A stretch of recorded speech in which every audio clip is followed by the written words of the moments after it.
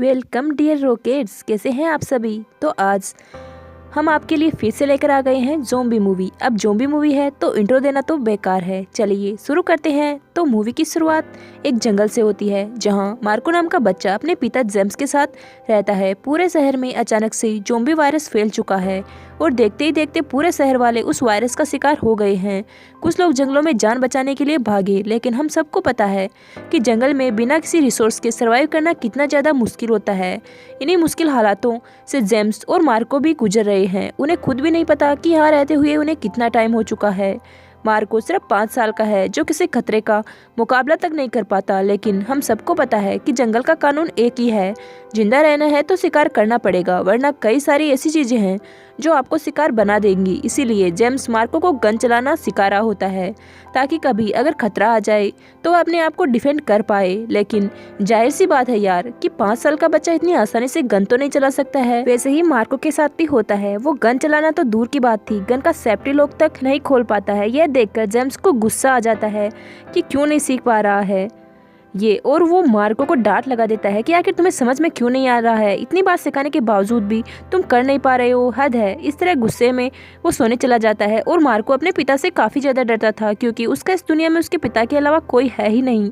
माँ तो बेचारी काफ़ी टाइम पहले गुजर गई है और तब तो मार्को को अक्ल तक ढंग से नहीं आई थी, इसलिए उसको नहीं पता कि उसकी माँ के साथ क्या हुआ। अब जेम्स मार्को को मोटिवेट करने के लिए एक कहानी अक्सर सुनाया करता है। कहानी के अनुसार एक जादुई फेरी है जो जंगलों में रहा करती थी। बच्चों को उससे काफ़ी ज़्यादा प्यार था और वो भी बच्चों को काफ़ी ज़्यादा पसंद किया करती थी। लेकिन एक दिन अचानक से वो फेरी कहीं गायब हो गई। उसके बाद से ही ज़ॉम्बीज़ ने पूरे शहर पर हमला शुरू कर दिया। जिस दिन वो फेरी मिल जाएगी उस दिन से सारे ज़ॉम्बीज़ खत्म हो जाएंगे। लेकिन फेरी को ढूंढना इतना आसान काम नहीं है। कहा जाता है कि एक ऐसा चुना हुआ बच्चा होगा जो स्टोन वैली के अंदर जाकर फेरी को ढूंढेगा, और वो चुना हुआ बच्चा कोई और नहीं मार्को ही है। इसीलिए मार्को को ताकतवर बनना है, हिम्मत वाला बनना है ताकि वो फेरी को ढूंढ पाए। दोस्तों, जेम्स ने यह कहानी मार्को को सिर्फ मोटिवेट करने के लिए बनाई है और इसीलिए मार्को के दिल और दिमाग में बैठ चुका है कि मैं ही वह चुना हुआ बच्चा हूँ जो फेरी को ढूंढकर दुनिया को बचाऊंगा। मार्को के हाथ पर एक अजीब सा निशान भी बना होता है जो कि अल्फ़ाबेट एम जैसा दिखाई देता है। वैसे मार्को का मानना है कि यही निशान देखकर मेरे पिता ने मेरा नाम एम से मार्को रख दिया था। लेकिन दोस्तों, इस निशान का असली मतलब क्या है आखिर में पता चलेगा। बहुत इंटरेस्टिंग चीज़ है।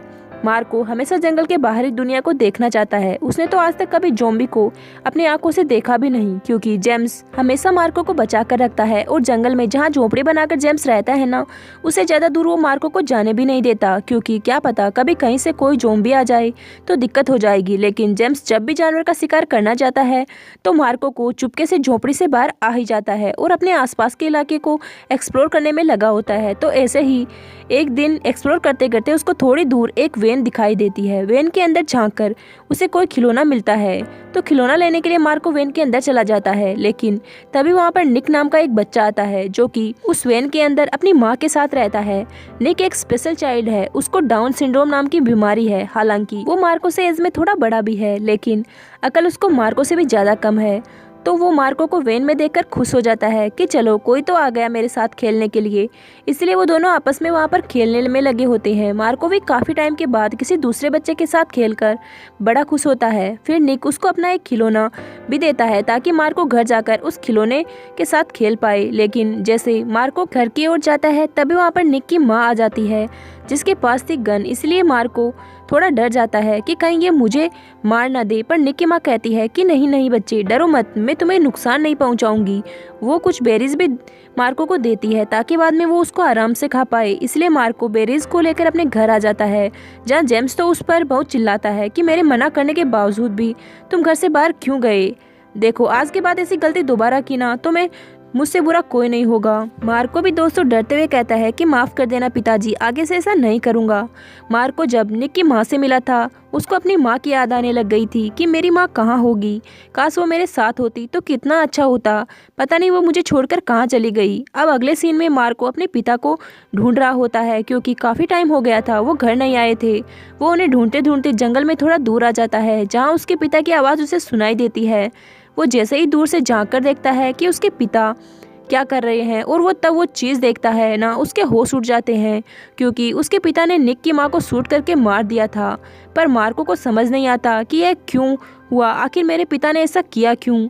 वो काफ़ी ज़्यादा घबराया हुआ होता है, उसके अंदर हिम्मत ही नहीं होती कि वह अपने पिता से कुछ भी सवाल कर पाए। इसके बाद रात को मार्को मोबाइल पर अपनी माँ की पुरानी वीडियोस देख रहा होता है और यह वीडियोस तब की होती है जब वायरस फैलना शुरू हुआ था। उस वीडियो में मार्को की माँ कह रही है, ना जाने मेरे बच्चे तुम ये देख भी पाओगे या नहीं, लेकिन अगर कभी भी तुम्हें यह वीडियो दिखी तो यह बात याद रखना कि मम्मा तुमसे बहुत ज़्यादा प्यार करती है। मैं तुम्हें कभी छोड़कर नहीं जाना चाहती थी, लेकिन हालात ही कुछ ऐसे बन चुके हैं तुम्हारे पिता ने। लेकिन दोस्तों वो आगे कुछ कह पाती, यहीं पर वीडियो खत्म हो जाता है। वो आगे क्या कहना चाह रही थी वो तो रिकॉर्ड हो ही नहीं पाया। इसी वजह से मार्को को अक्सर लगता है कि कहीं मेरे पिता ने ही मेरी माँ के साथ कुछ गलत तो नहीं कर दिया, ठीक वैसे ही जैसे उन्होंने निक की माँ को मारा, कहीं उन्होंने मेरी माँ को भी तो नहीं मार दिया। आज तक मैंने कभी कोई ज़ॉम्बी नहीं देखा, कहीं ऐसा तो नहीं कि ज़ॉम्बी एग्जिस्ट ही नहीं करते। क्या पता मेरे पिता का दिमागी संतुलन बिगड़ गया हो, इसलिए वो ज़ॉम्बीज वगैरह की बातें करते हैं, जबकि ऐसा कुछ हो ही ना। इस तरह के ख्याल मार्को के दिमाग में आ जाते हैं। जब से उसने निक की माँ को मारते हुए देखा था ना, तब से उसके दिमाग में बस अपने पिता के प्रति शक पैदा हो गया। और फिर मार्को अपने पिता के उठने से पहले ही घर से भाग जाता है और तुरंत निक को वैन में आकर मिलता है। कहता है कि ब्रो जल्दी यहाँ से सामान पैक करो, हमें भागना है यहाँ से। मार्को को लग रहा था कि कहीं उसके पिता उसे और निक को भी ना मार दे। तो निक कहता है कि मेरी मम्मा कहाँ है, मुझे उनके पास जाना है। हालांकि दोस्तों मार्कोस उसे कुछ नहीं बताता है कि असल में क्या हो गया है उसकी माँ के साथ। वो सिर्फ इतना कहता है कि तुम्हारी माँ जा चुकी है, वो कभी वापस नहीं आएगी, अब से हम दोनों को ही इस जंगल से बाहर निकलना होगा। दूसरी तरफ जेम्स की जब आंख खुलती है और घर में वो मार्को को नहीं पाता तो काफ़ी ज़्यादा परेशान हो जाता है कि यह शैतान लड़का 1000 बार मना करने के बावजूद भी भाग जाता है। बताओ वो पागलों की तरह मार्को को यहाँ वहाँ हर जगह ढूंढता है, सोचता है कि कहीं कोई ज़ॉम्बी मार्को को अपना शिकार ना बना ले, लेकिन हर जगह छानबीन करने के बाद भी उसको मार्को कहीं दिखाई नहीं देता। इधर मार्को और निक जब आगे बढ़ रहे होते हैं तभी उन्हें आसपास किसी के होने का आभास होता है। ऐसा लग रहा है कि कोई जंगलों से होते हुए उनके करीब आ रहा है। इस चीज़ से दोनों को घबराहट भी होती है। आखिर बच्चे जो ठहरे तो वो तुरंत ही पास में ही खड़ी गाड़ी के अंदर घुस जाते हैं, दरवाज़ा बंद कर लेते हैं। तब उस गाड़ी के चारों ओर तरफ से ज़ॉम्बीज घेर लेते हैं। ओ यानी कि ज़ॉम्बी सच में एग्जिस्ट करते हैं। और यह भी क्लियर हो गया है कि ये जेम्स के दिमाग का वहम नहीं था। मार्को बहुत ज़्यादा डरा हुआ होता है कि यह सब क्या है, उसको कुछ भी समझ नहीं आ रहा होता है कि क्या करें कैसे करें। लेकिन तभी वहाँ पर कोई आ जाता है जो एक के बाद एक करके उन सारे ज़ॉम्बीज को शूट करके मार देता है। वो इंसान कोई और नहीं बल्कि जेम्स है, जो अपने बेटे को ढूंढते हुए यहाँ तक पहुँच चुका था। वो गाड़ी के अंदर से मार्को को तुरंत बाहर निकालता है, उससे अच्छे से चेक करता है कि कहीं किसी ज़ॉम्बी ने काटा तो नहीं इसको। उसी गाड़ी में उसके और निक भी दिखाई देता है, लेकिन जेम्स निक को बाहर नहीं निकालता क्योंकि उसे निक से कोई मतलब ही नहीं होता। इसके बाद वो मार्को को लेकर वहाँ से जाने लग जाता है, पर मार्को कहता है कि मैं आपके साथ नहीं जाऊँगा। आपने पहले निक की माँ को मारा, उसके बाद उसको भी ऐसे मरता हुआ छोड़कर मैं नहीं जा सकता। आप बहुत निर्दयी इंसान हो, मुझे तो लगता है कि आप ही ने मेरी माँ को भी मारा होगा। ये सुनकर जेम्स कहता है कि देखो बच्चे, तुम समझ नहीं रही हो यहाँ पर हो क्या रहा है। ये ज़ॉम्बीज किसी को काट ले तो वह इंसान भी उनकी तरह बन जाता है। निक की माँ को भी ज़ॉम्बी ने काट लिया था, इसलिए मैंने उनकी जान ली। लेकिन तभी वहाँ पर और भी ज़ॉम्बी आ जाते हैं जो निक की तरफ ही बढ़ रहे होते हैं। इसलिए जेम्स मार्को को वहीं पर छुपाकर निक को बचाने जाता है, क्योंकि मार्को की बात उसके दिल पर लग गई थी। तो वो ज़ॉम्बीज को शूट करते हुए निक को बचाने चला जाता है। पर तभी दोस्तों जहाँ मार्को छुपा हुआ था वहाँ एक ज़ॉम्बी आ जाता है। मार्को तो गन चलाना आता नहीं, पर उसको जेम्स की डांट याद आ जाती है, इसीलिए वो आखिरकार डरते हुए ज़ॉम्बी को शूट करके मार देता है। और पहली बार इस चीज़ को देखकर जेम्स की खुशी का ठिकाना नहीं रहता कि शाबाश मेरे बच्चे, आखिरकार तुम गन चलाना सीख ही गए। वो निक को बचाकर जैसे मार्को के पास लेकर आता है, तभी एक ज़ॉम्बी उस पर हमला करके उसके हाथ में काट लेता है। और यहाँ जेम्स समझ चुका था कि वो मेरे पास अब ज़्यादा समय नहीं बचा। वो खुद को हथकड़ी की मदद से वहीं पर बांध लेता है ताकि ज़ॉम्बी बनकर वो मार्को को ना मार दे। उसको पता था कि मैं ज़ॉम्बी बना तो अकेले में बिना किसी उम्मीद के मार्को ऐसे जंगल में सरवाइव नहीं कर पाएगा। तो वह मार्को को उम्मीद देता है, उसका हौसला बढ़ाने के लिए उसे कहता है, बेटा मैं तुम्हारी माँ से बहुत प्यार करता हूँ, मैं उन्हें क्यों मारूंगा बताओ, वो आज भी जिंदा है। मैंने तुम्हें फेरी की कहानी बताई थी ना, वो फेरी तुम्हारी माँ है। अगर तुम अपनी माँ से मिलना चाहते हो तो खुद को जिंदा रखना और कोशिश करते रहना कि तुम उस फेरी को ढूंढ सको। जबकि दोस्तों, असल में तो मार्को की माँ कब की ज़ॉम्बी का शिकार बनकर मर चुकी थी। जेम्स ने मार्को को झूठ कहा कि तुम्हारी माँ जिंदा है, क्योंकि इसे होगा यह कि इस झूठ से मार्को को इस अकेली दुनिया में जीने का सहारा मिलेगा, वरना सब कुछ तो खत्म हो गया है। बहुत ही इमोशनल सील होता है। वैसे मार्को भी एहसास हो चुका था कि वह अपने पिता को गलत समझ रहा था, लेकिन उसके पिता बहुत ही अच्छे इंसान हैं। जेम्स उसे कहता है कि जाओ निक, यहाँ से बहुत दूर चले जाओ और पीछे मुड़कर कभी मत देखना। मार्को यह करना तो नहीं चाहता था, लेकिन क्या करे, फिर भी वो जेम्स की आखिर बार डांट सुनकर डरते डरते चला जाता है। जैसे वो जाता है उसको गोली चलने की आवाज़ आती है, यानी कि ज़ॉम्बी ना बनने के लिए जेम्स ने खुद को शूट करके मार दिया। अब मार्को एक बड़े भाई की तरह निक का ख्याल रखता है। रात को उसे वही फेरी की कहानी सुनकर सुलाया करता है, बिल्कुल एक मेच्योर इंसान की तरह है। क्योंकि दोस्तों, मेच्योरिटी एज नहीं बल्कि हालात और जिम्मेदारियां सिखा देती है। यही चीज़ अब मार्को को भी सीख चुका था। दोनों एक साथ काफ़ी अच्छा टाइम स्पेंड करते हैं और निकल पड़ते हैं स्टोन वैली को ढूंढने के लिए, ताकि वहां जाकर वो फेरी को ढूंढ पाए। आगे बढ़ते हुए उनको एक आदमी दिखाई देता है जो इन्फेक्टेड नहीं होता। वो मार्को और निक को देखकर हैरान भी रह जाता है कि ऐसे हालात में दो बच्चे अकेले सर्वाइव कैसे कर रहे हैं। इसलिए वो दोनों बच्चों को खाने पीने की चीज़ें देकर उनसे पूछता है कि बच्चों, कहाँ जा रहे हो तुम। मार्को कहता है कि हम स्टोन वैली जा रहे हैं। वो आदमी कहता है, माफ़ करना बच्चों, इस सफ़र में मैं तुम्हारा साथ देना तो मैं चाहता हूँ, लेकिन मैं दे नहीं सकता। तो वो उन्हें अपना घर भी दिखाता है जिसमें उसका पूरा परिवार ज़ॉम्बी बनकर कैद है। सिर्फ वह आदमी अकेला बचा हुआ है। वह अपने परिवार से बहुत प्यार करता है, इसलिए वो उन्हें अपने घर में कैद करके रखता है और जानवर वगैरह खिलाया करता है ताकि वह जिंदा रहे, शांत रहे। मार्को भी इसके बाद उस आदमी का शुक्रिया अदा करके निक के साथ निकल जाता है। आगे बढ़ते हुए वो दोनों एक स्टेशन पर पहुंच जाते हैं जो कि पूरी तरीके से वीरान हो चुका था। तभी ट्रेन के अंदर से कई सारे ज़ॉम्बीज अपने हाथ बाहर निकालते हैं ताकि दोनों बच्चों को पकड़ पाए, लेकिन तुरंत अपनी जान बचाकर वहां से भाग जाते हैं। तभी वहां पर ज़ॉम्बीज की आवाज़ को सुनकर दो आदमी पहुंच जाते हैं। उनके पास गन भी होती है। वो दोनों आदमी मार्को और निक को इन्फेक्टेड ना देखकर अपनी गाड़ी में डाल लेते हैं, जो गाड़ी सीधे उन्हें आदमियों के ठिकाने पर रुकती है जहाँ कुछ और लोग भी मौजूद थे। उन लोगों का एक लीडर भी होता है। सारे लोगों को देखकर ऐसा लगता है कि अकेले रहते रहते सभी का दिमाग संतुलन थोड़ा बिगड़ चुका है। उनका जो लीडर होता है वो निक को देखकर यह समझने लगता है कि निक कोई एंजल वगैरह है जो हमें बचाने आया है, क्योंकि निक को डाउन सिंड्रोम होने की वजह से उसका चेहरा भी सभी को थोड़ा अलग लगा। इसलिए वो निक को अपने साथ रखकर मार्को को काल कोठरी में बंद कर देते हैं। लेकिन मार्को ऐसे यहाँ पर बंद होकर नहीं रह सकता था। उसे टेंशन होती है कहीं ये लोग निक के साथ कुछ बुरा ना कर दे, इसलिए वो चुपके से नज़र रखने लग जाता है कि असल में ये निक के साथ क्या करेंगे। उन आदमियों का जो लीडर होता है उसके पास एक ख़राब रेडियो भी है जिसमें वो बार बार सेम चीज़ रिपीट करता है कि हम यहाँ फंसे हुए हैं, अगर कोई हमारी आवाज़ सुन पा रहा है तो हमें आकर बचा लो।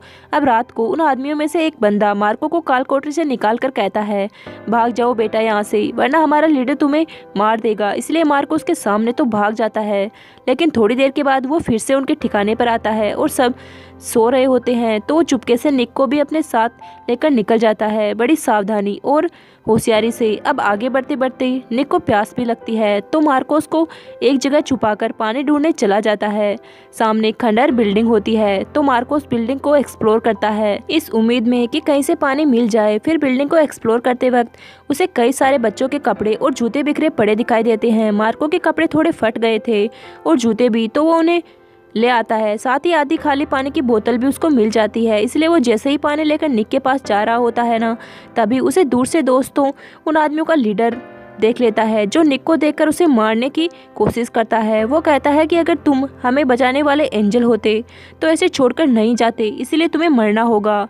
लेकिन वो उसे शूट कर पाता। तभी वहाँ पर दो सोल्जर्स पहुँच जाते हैं जो उस लीडर और उसके साथियों को भी शूट करके फाइनली मार देते हैं, बच जाता है। इसी पर मार्को को कुछ समझ नहीं आ रहा होता है कि आखिर यहाँ हो क्या रहा है।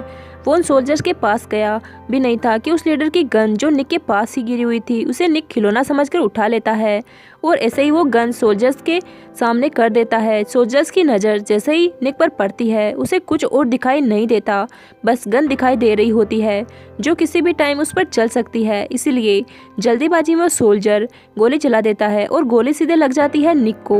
बेचारा वहीं पर अपना दम तोड़ देता है। सोल्जर को भी काफ़ी अफसोस होता है कि यार ये क्या हो गया, मुझसे यह सब इतना फास्ट हुआ कि मुझे कुछ समझ नहीं आया। लेकिन दूर खड़ा मार्को यह बर्दाश्त नहीं कर पाता है। सोचता है कि मेरे पास सिर्फ निक था, वो भी चला गया, अब अकेले मैं कैसे रहूँगा। मैं ढूंढ ढूंढ कर थक गया हूँ स्टोन वैली को, लेकिन कहीं मुझे नहीं मिली। मुझे लगता है कि यह सिर्फ कहानी में थी, रियल में कोई फेरी नहीं है और स्टोन वैली भी नहीं है। ये सारी बातें सोचकर एकदम से उदास हो जाता है। उसे कुछ समझ नहीं आता कि करे तो क्या करे। तभी उसकी नज़र शहर की ओर जाती है जहाँ कंक्रीट से बनी बड़ी बड़ी बिल्डिंग्स है। उनको देखकर मार्को को लगता है कि कहीं यही तो स्टोन वैली नहीं, क्योंकि ये बिल्डिंगें वैली की तरह लग रही है। इसलिए वो शहर के अंदर चला जाता है जहाँ मानो ज़ॉम्बीज का दोस्तों बसेरा हो। हर तरफ सिर्फ ज़ॉम्बीज घूम रहे होते हैं क्योंकि यहीं से ज़ॉम्बी वायरस की शुरुआत हुई थी। मार्को ज़ॉम्बी से बचते हुए एक हॉस्पिटल के अंदर आ जाता है जहां वार्ड में उसको एक डॉक्टर की ज़ॉम्बी दिखाई देती है जो खिड़की की तरफ मुँह की होती है।